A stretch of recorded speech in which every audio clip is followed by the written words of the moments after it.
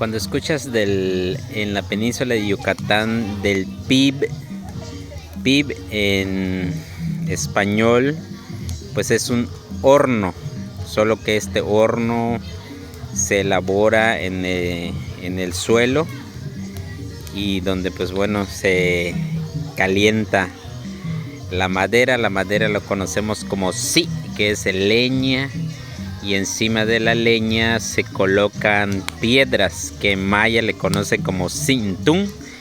Esas piedras entonces con el calor, la alta temperatura se calientan, ¿no? Entonces esa leña ahorita se va consumiendo y en poco tiempo más esto lo que va a hacer es que se asienta, ¿no? Se va al fondo, las piedras casi se acomodan en el fondo. El famoso sintún, que es piedra ya caliente al rojo vivo. Y pues bueno, ya después de estos, ya que se consuma, la piedra se distribuye muy bien en el fondo.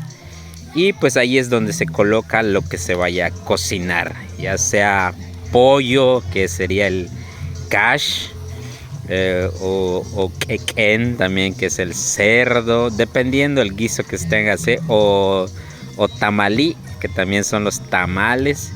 Y posteriormente, ya que se coloque lo de la comida, pues entonces ya se procede a tapar con el suelo que se saca, que es este.